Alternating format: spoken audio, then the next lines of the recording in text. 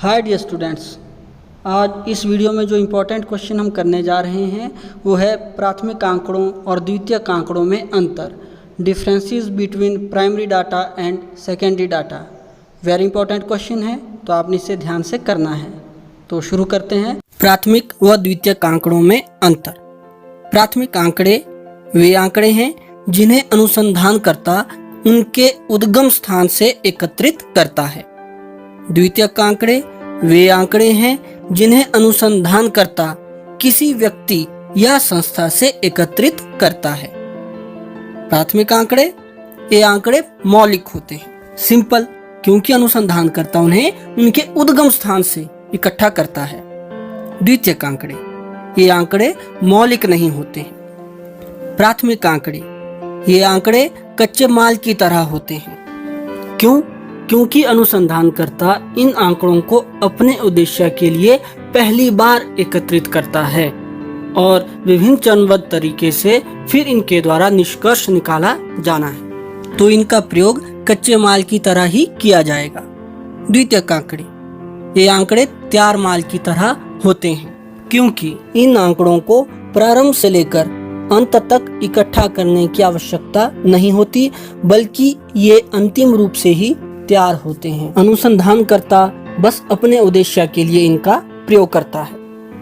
प्राथमिक आंकड़े ये आंकड़े एक निश्चित उद्देश्य के अनुकूल होते हैं, और अनुकूल इसलिए होते हैं क्योंकि अनुसंधान के लिए इन आंकड़ों को पहली बार ही प्रत्यक्ष रूप से एकत्रित किया जाता है तथा इन आंकड़ों का प्रयोग केवल उसी उद्देश्य की पूर्ति के लिए किया जाता है।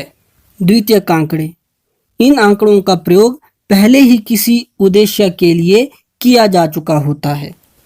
प्राथमिक आंकड़े इन आंकड़ों को एकत्रित करने के लिए अधिक धन, समय और परिश्रम की आवश्यकता होती है, और होगी भी, क्योंकि प्रारंभ से लेकर अंत तक आंकड़े इकट्ठे करने हैं और उसके लिए भागदौड़ करना पड़ेगी, तो समय लगेगा, धन लगेगा और अधिक मेहनत भी लगेगी।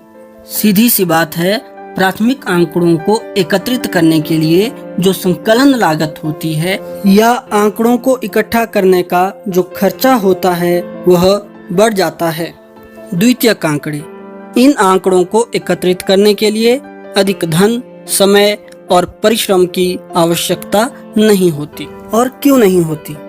क्योंकि जब अनुसंधानकर्ता को सब कुछ तैयार माल की तरह मिल रहा है, तो उसको कहाँ मेहनत करना पड़ेगी, कहाँ उसका टाइम वेस्ट होगा और कहाँ उसको ज्यादा खर्चा करना पड़ेगा, कहीं नहीं। अब प्राथमिक आंकड़ों व द्वितीयक आंकड़ों में लास्ट डिफरेंस इस प्रकार है। प्राथमिक आंकड़े इन आंकड़ों को एकत्रित करते समय अधिक सावधानी की आवश्यकता नहीं होती। अब जब अनुसंधानकर्ता को ज्ञात है कि उसका क्या उद्देश्य है, तो वह आंकड़ों को जब एकत्रित करेगा तो उस उद्देश्य को ध्यान में रखेगा, अर्थात वो आंकड़े उस उद्देश्य के अनुकूल होंगे, तो उसको ज्यादा सावधानी बरतने की आवश्यकता नहीं है। द्वितीयक आंकड़े इन आंकड़ों को एकत्रित करते समय अधिक सावधानी की आवश्यकता होती है। और क्यों होती है? क्योंकि द्वितीयक आंकड़े वे आंकड़े होते हैं जिनका प्रयोग पहले किसी अन्य उद्देश्य के लिए किया जा चुका होता है, तो अनुसंधानकर्ता को ध्यान में रखना पड़ता है कि किस उद्देश्य के लिए पहले प्रयोग में लाया गया है इन आंकड़ों को, और अब किस उद्देश्य के लिए उसने इनको प्रयोग में लाना है, अन्यथा भ्रम की स्थिति उत्पन्न हो सकती है और आंकड़ों से जो निष्कर्ष निकलेगा वो भी गलत हो सकता है। तो ये था प्राथमिक और द्वितीयक आंकड़ों में अंतर। अब मिलते हैं नेक्स्ट वीडियो में नए इंपॉर्टेंट क्वेश्चंस के साथ, तब तक बाय।